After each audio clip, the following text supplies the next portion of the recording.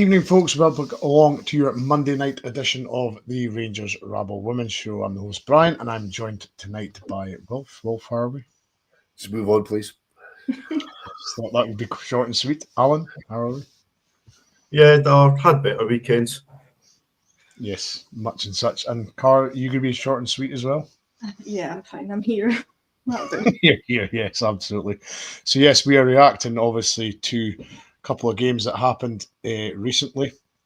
We had Rangers versus Motherwell midweek Wednesday. Rangers won 1-0. Car, you were at the game, weren't you? I was. And obviously with the the big win at the weekend before, was there always the worry that things wouldn't go smoothly on the Wednesday? I mean, not really, considering the last time we played Motherwell, we had quite an emphatic result. Fair enough, it was in the cup, but still against Motherwell at their place. Fair enough, it was absolutely freezing cold and there was a freezing fog, and it wasn't a nice evening to play football. But we probably should have done a lot better than we did with the players that came back into the team after not going up to Aberdeen the weekend before. Yeah, absolutely. Alan, it was probably always going to be a hard game for the girls, going from winning so emphatically up in Aberdeenshire on the Sunday to them playing Motherwell. Totally different sort of prospect. You're playing an SPL team, change team as well. Again, at East Kilbride, you know that place well. It's never an easy arena to go to, is it? No, and as Carl touched on, the weather was terrible. The visibility was poor. There was a point in the first half they actually switched the full set of match balls, for the yellow balls. It was absolutely freezing cold. And it was a bit of a challenge after coming back from, obviously, the cup game at the weekend. Motherwell are always improving and a very, very well organised team. But it very much expected more out the team that went out in the park. But really, really struggled to break Motherwell down. Yeah, certainly did. Wolf, we'll go through the team. Fife was in goals. Rafferty, Hill and McCleary at the back. We had Arnott, Cornett, Wilkinson, Devlin, Megan Bell, Mia McCauley and Kirsty Howitt. So it was a totally changed, obviously, outfit from the Sunday game. Lots of changes. Was there sort of evidence in this game that three different not completely different sort of teams, but changing the team so much within a week wasn't helping the team very much? I've only seen brief highlights and spoke to folk that were at the game, but it would seem that the changes and the tinkering with the team hasn't really helped me. You're obviously going to be a lot of changes for a cup game. I mean, I'm still very surprised that Jo went as strong up at Westdyke as she did. There's no need to go that strong, but that's fine. That's what she did, and we got a cricket score, and that's fine. But then, obviously she's given some of the other players a bit of game time against Motherwell, and then she changed the team again for Glasgow City, which we'll get on to. I just think she's changing the team too much. You've got to give people game time, I get that. But she's changing the team a lot, and then not making full use of her substitutes. I think both of them combined is a bit bizarre, because I noticed, unless I've noted it down wrong, she only made 4 subs against Motherwell and 4 again yesterday, when she's got 5 at her disposal. So if you're going to be switching the team up to give people game time, why not give people game time, use the allocated spaces that you've got? Absolutely. And of course, early on, Carp was a good sign. 8 minutes in, Kirst Wilkinson gives us the lead after 8 minutes. Then you start to think, then good start, we can go on. Yeah, I mean, Jo always asks for fast starts, and we could probably get a little bit faster, but we were doing a lot of things before that and then scored early on. Keeper probably should have done better. From where we were standing, it looked like a horrible goalkeeping error, but watching it back in the highlights, it's maybe not as bad as we initially thought, but probably should still do better. But Lizzie puts the cross in, Wilco's in the box, headers it into the bottom corner, so to speak, and we're 1-0 up, and you think this is it, this is fine. We're winning already, it's fine, let's kick on and keep going, but we didn't. Bizarre, Alan, isn't it? You get a start like that, you're off to a flyer. The confidence should be there. We just didn't capitalize, did we? No, I don't think we necessarily played badly. You know, me and Macaulay was having a bit of joy out in the right, you know, and we were talking at the game. You know, we seem to hit the woodwork at K Park an inordinate amount of times. You know, it's ridiculous how many times you actually hit the woodwork there. You know, and a couple of them go in, then, you know, maybe it puts a bit of a different complexion on the game. You know, as Carl said, we thought maybe a goal was a poor goal for Motherwell to lose, but watching the highlights, you realise Katie Wilkinson's directed the header really, really well in the corner. Maybe just lacks a bit of pace on the header, but it was just the final ball, the final shot was just not really connecting, and it was just a really frustrating game. Yeah, like me, Wolf, I was limited to the limited highlights that there was, so you know we didn't have much to go on. But you know, 1-0 half time, and then Brogan Hay and Tess Middag came on for Charlie Devlin and Mia Macaulay, so there was a double change there. And then obviously I'd done another double change with Megan Bell coming off and Kirsty Howitt coming off with Rio Hardy and Jane Ross going on. So it wasn't a case of the firepower wasn't there, was it? No, well, like I say, it's good to give everybody a bit of game time, but you know, she's not changing the system by the substitutions by the ones that she's made. It would appear it's kind of like for like. If it's not working, then you need to try and change things up. Now, I know, as Alan says, we did hit the woodwork a few times. I think 2 or 3 times he said, because I was kind of following it on X, and then obviously watched the highlights back and spoke to Debbie, who travelled out in the game, and obviously Alan and Cara as well, telling us what was going on, you know. But it was, at the end of the day, the bottom line was, let's get the 3 points and get out of there, which is what happened. It sounds like it was an awful night for football. You know, it was. I mean, it was. I think they were talking about it to be sort of mind us a lot. You know what I mean? It wasn't just a kind of. It was a wee bit cold. Apparently, it was absolutely freezing. Carl was saying there was freezing fog there. Yeah. You know, I know Debbie's drive down wasn't great because of the visibility, so I can imagine how bad it was. K Park's floodlights. I've only been once, but to me, the floodlights there aren't great anyway. You know what I mean? So that would probably inhibit the play a little bit, but. As bad as we seem to have done, we got the points. We got out of there. Absolutely, we got the 3 points, and we moved on to yesterday. Car, we were playing Glasgow City. Never an easy place to go. It's never been a game, from my memory of watching or seeing these games, that there's lots of goals. It's always usually won by the odd goal here or there or a draw. It's always very nick and tuck. But unfortunately, yesterday, it just wasn't the case.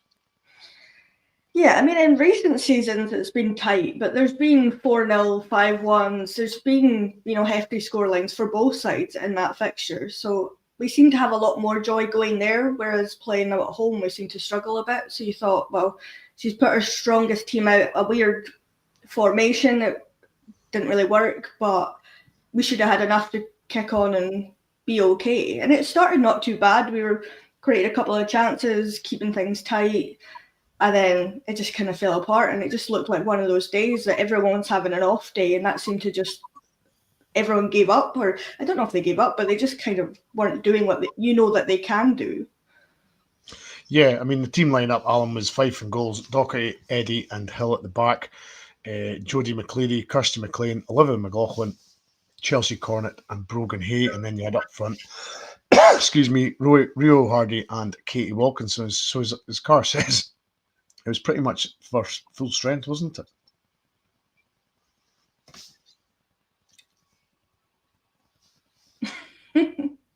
Sorry, I've done it, Brian.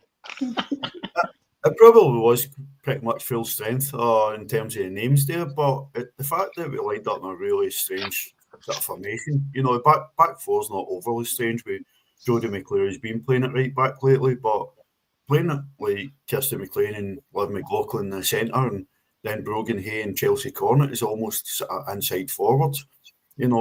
Totally defeating their strengths. Chelsea struggled out there, and Brogan didn't get in the game. We're playing some of our best players well and play out of position, and then being surprised when it's not happening. We've touched on it, and talking about the amount of changing, not helping the team. It's not just the personnel, it's changing. We're changing the shape. sort of game by game. Last season we played rigidly the same way all season, and we came in a goal or two winning a treble. But this season we're just changing it constantly, and it's not helping the players. It's clearly not helping the players who are having to adapt far too much and just relax and play their game. Yeah, I mean, I was going to ask this question, Wolf, but obviously with Wolf not being there, pointless question. But how bad were conditions, Alan? Were they as bad as the TV pictures showed? It was better than it was on Wednesday night at K Park. So the wind was quite bad, but no excuses because at the end of the day, wind's the same for both teams. The wind was behind us in the first half, and we completely failed to capitalise on it. I think only Nick was really playing more to conditions. She wasn't playing the long balls she liked, but we were over hitting the balls, and they were just going out, and we weren't taking advantage and putting pressure on the goal at Glasgow City. I think we struggle playing with the wind at our back, because if you think back to the recent Hibs game at Motherwell Bank, it was really, really windy. We struggled when the wind was in our favour. Played a lot. I seem to play a lot better when we were playing into the wind. There was a couple of times last season at Broadwood as well. One game in particular, I can't remember the opposition, but I remember a medicine ball got blown across the pitch. That same day, it was Glasgow City, I'm sure. Right. That same day, we seem to play better from memory. We seem to play better into the wind than with the wind at our back. So it's quite a strange situation, really. It's very strange, the wind on your back, can give you a lot of advantage, but you need to play to conditions. You need to take a bit of the weight off, and I know even up at Westdyke when we're much closer to the pitch, and you can hear the players, they're just asking their teammates to take a bit of weight off the passes, because there's too many being overhit. And as much pace as Brogan and Mia have, they can't catch passes that are just going to skip along the surfaces and go straight out of play. I think as well, Alan, the wind and the Astro doesn't help either, does it? No, it really doesn't, because the ball won't stick on it. The ball will bounce and run, and that makes it quite consistent, and that should help you actually learn and adapt to play on it, because you know what the ball's going to do. It's got to do the same all the time. But it obviously is a brand new pitch at Petershill, and to be honest, initially it looks good, but I actually think it looks pretty bumpy for a really laid pitch. Yeah, and of course, as you said, Carr, the first half started okay, but the first goal, long ball forward, it looked from the telly that the defence was going to deal with it. Out of the corner of your left eye, this yellow flash comes out of the box. And I think the way the ball bounced, and from memory watching it, the wind held the ball up slightly and she mistimed her kick. And she totally fresh-aired it. And the girl put it over the top, and it sort of skidded and went into the net, didn't it? Yeah, I mean, it did look much better at the time. Watching it from the side view, it wasn't great. Jenna's obviously come out to try and pick the ball, completely misses it, starts to fall. It's Brenna Lavera, I'm sure, that kind of knocks into her. She completely falls over. The lassie just needs to kick the ball past her and it's going in. But if Jenna needs to do it, she needs to make her defenders know she's doing that and shout keepers or might. But Jenna's always quite loud. She didn't do that. So I don't know if they were a bit confused with what was going on. But then once the ball's past her, in my opinion, Leah needs to start running back, not Kathy, because she's closer. So in theory, she should be able to run back and clear the ball. But Kathy, does her best to run back and try and do it, but can't get to it in time. But if Jenna stays closer to the net and the defenders come and deal with that, then maybe that doesn't happen. But Jenna's known for doing these kind of things of coming out and trying to clear balls. And I don't know how many times that she's made a mistake in that situation and not cleared the ball and ends up in a goal. Do you think in that situation, because we've only got the TV pictures and TV angles to go on, used to were obviously at the game. For me watching it, Jenna comes out an awful long way because she's outside the box when she slips. I think it was Nick Dock that was coming in just beside her. Do you think Nick should just have shouted it was hers and just told Jenna to stay at home and just deal with it, just put a toe through it? Because to me it looked like Nick was favouring to get the ball, but obviously she seen Jenna coming and eased off. It's the way I looked at it with the TV pictures. It's difficult easier if you're there probably, but it was Leah Eddy that was close to it, and I said at the time, that was every bit as much on Leah as it was on Jenna. The keeper's coming charging out the box. Leah Eddy's far too close to her and is basically in a way, distracting her. And Jenna's got to do better. Listen, no getting away from that. But if Leah's getting that close to the ball, she's got to deal with it or get out of Jenna's way. The communication just wasn't there, and Leah Eddy's been at the team for a few weeks where it's been an injury or just been rested, and she came in and struggled yesterday. I'm not to pick on Leah because the full team struggled, but that was a disaster, a goal to lose, and I think Brian's right. The wind probably did hold that ball up a wee bit and aided Jenna's misjudgment, but if Jenna comes out, she's got to go either right through that or be prepared to take a touch to control it and then launch it. And it was just a calamity, a goal. The wind almost held up enough for Cathy to get back and clear it, but just wasn't quite enough. I mean, Carr, looking at the goal, would it have been wise for the goalie to stay, in the box and, wait for things to see it happen, because it was into the wind so much that, the ball was never getting to the box with the way the wind was. So, if it was flat calm, then it might have filtered through and gone through the goalie. But because the wind was so strong into the face of Glasgow City, it was always, the defenders were easily going to deal with it, weren't they? Yeah, but how many times have we said that about Jenna or Vic? Why did they feel the need to come so far out and try and deal with things when the defenders are there to deal with it? That's their job. So just stay further back. Let Leah, who's basically at the ball, deal with it. Or whatever happens, then you're closer to the goal to try and save it or put it out or whatever you need to do. But in that situation, there's no need for her to do that when there's, two players beside her, Cathy and Leah. So I don't know what they're being taught, if they're being taught to do that, come out, be aggressive and do things. But if that's the situation, she'd be better just grabbing the ball with her hands and taking the red card in that situation instead of messing up the way she did and setting us off going into halftime 1-0 down. But then Brian played devil's dick advocate. We always say if the keeper starts coming, she's got to keep coming. Yeah. So as Carl says, are they being told to come out and be aggressive and grab the ball? And if that's the case, she's completely misjudged that, because she's obviously thinking that's coming out of the box and I'm having that. And as you have said, the wind held it up. But surely she's got to be able to tell that by the conditions. I mean, must be able to see what the wind's doing. She's a professional goalkeeper. She should be able to see what the wind's doing. She should know where the ball's going. And if there's any chance it's not coming in the box, for me, the keeper stays at home. 100%. So we're going 1-0 down, and Jodie McCleary and Olivia McLaughlin go off for Lizzie Arnott and Charlie Devlin. Alan, did you feel that subs were needed, or do you feel that they could have stuck it out maybe a little bit longer in the second half? I think the subs are predictable. Both Jodie and Liv were booked, and the only complaints about bookings were the fact that Glasgow City didn't have a couple of players booked. Jodie and Liv's bookings were clear yellow cards, clear as day, and the frustration was Glasgow City should easily have had at least two players in the book.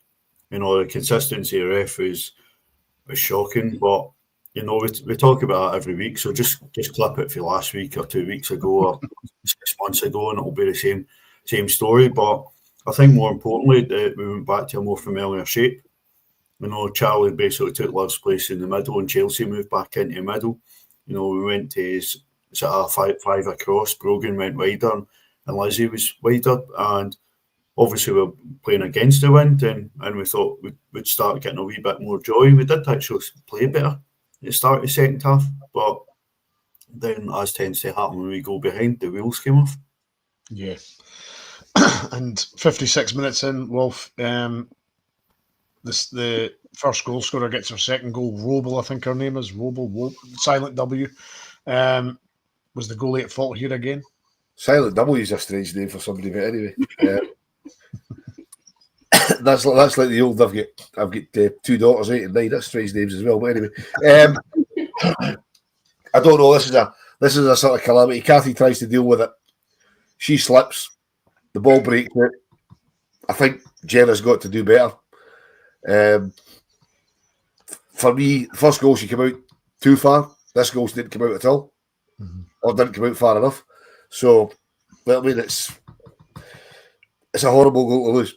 And once that goal's gone in, the game's done, because you're not coming back from 2-0 down at Petershill against Glasgow City, really, are you?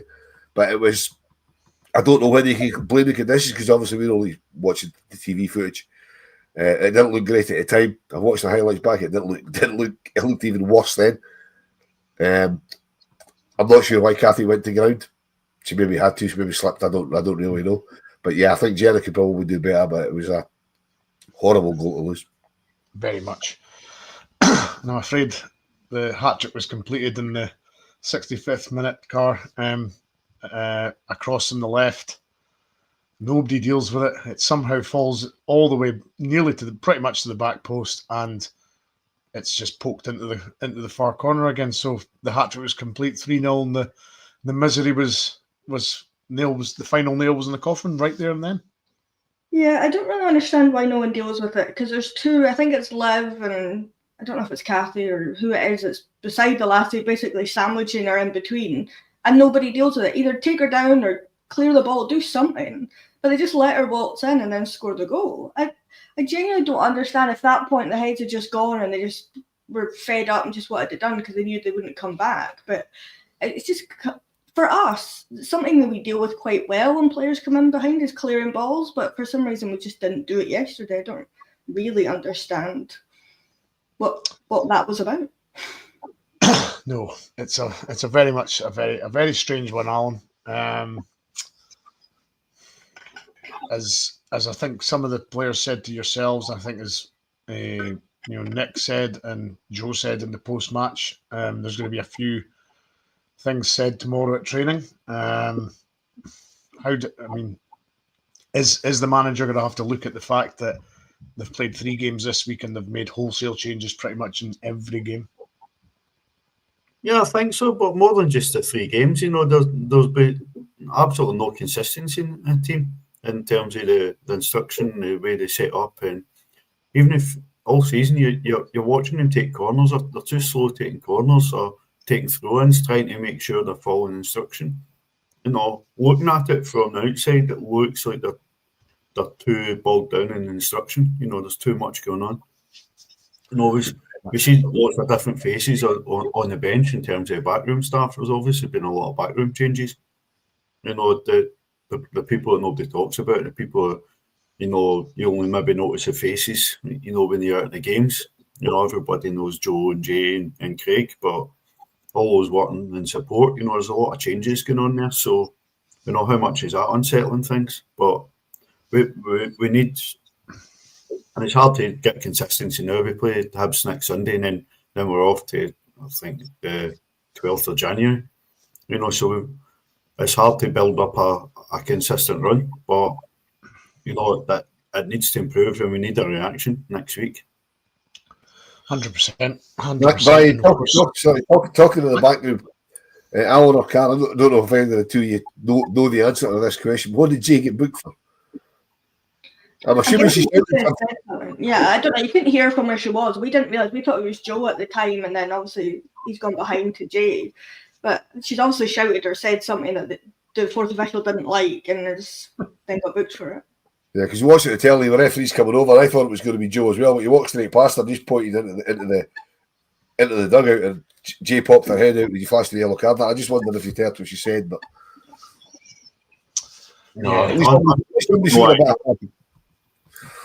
certainly a lot of frustration, I would say, was in the minds of the management team and the players. As Carr said and Alan said, balls were going out for throw-ins. Nobody was chasing them. Very, not unlike Rangers, Carr, I would say.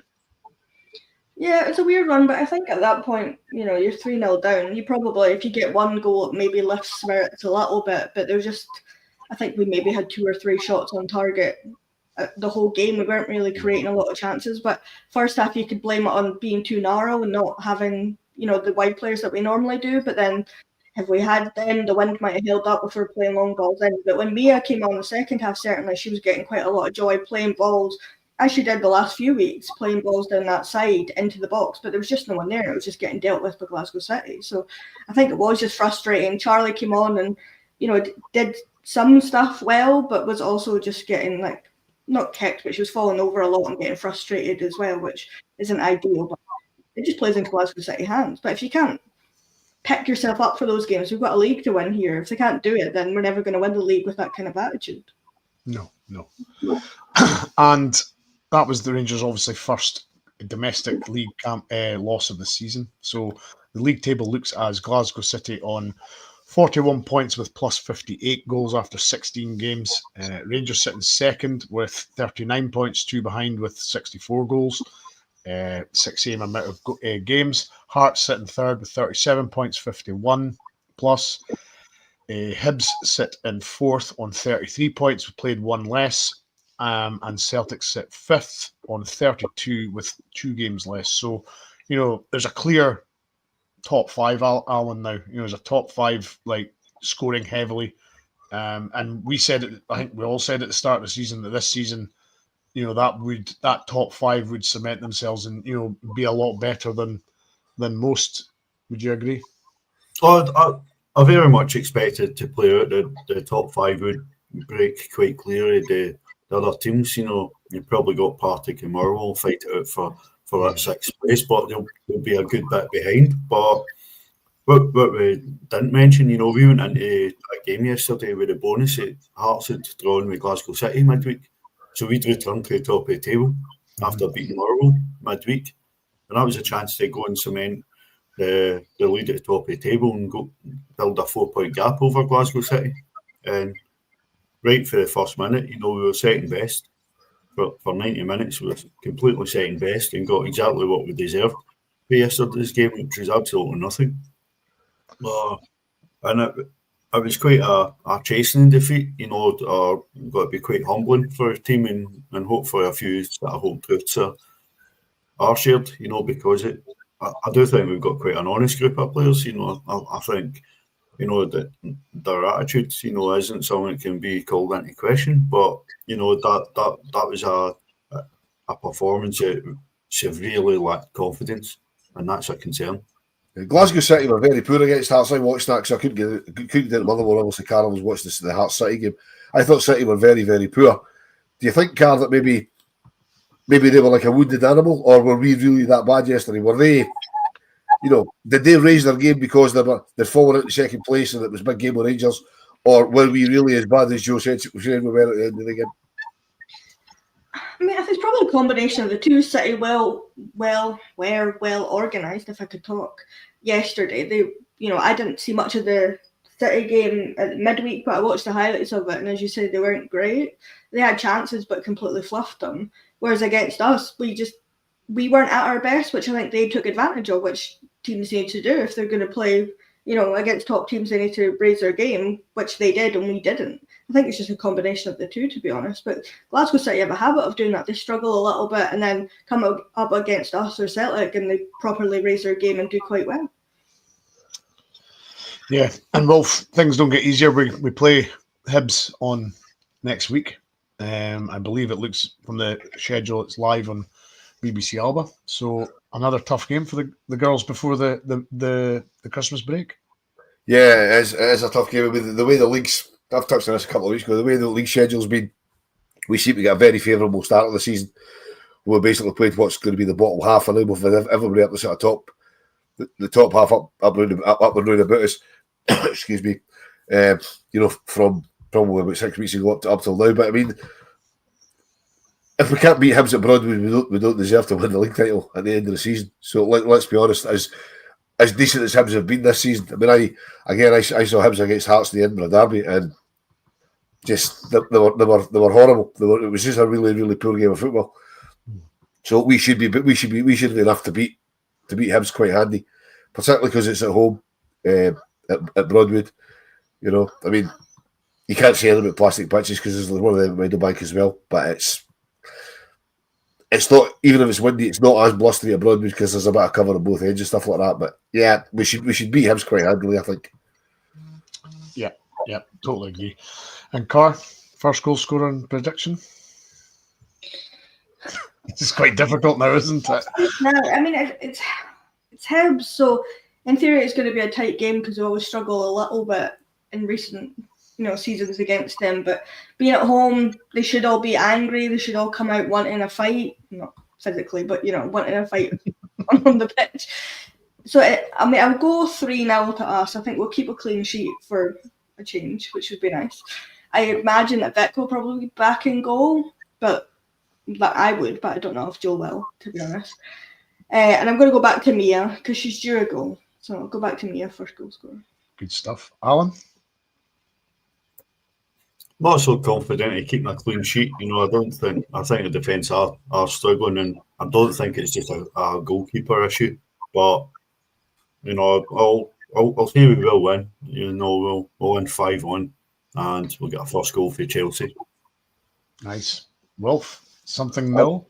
I'm not confident about a clean sheet either, but I am going to say something nil because I always say something nil, but I wouldn't be at all surprised if it's not nil. I'll go for 4. I'll split the difference. I'll go for 4, and I'll stick with Liv. I'm desperate for Liv to score the first goal of the game, so I'll stick with Liv.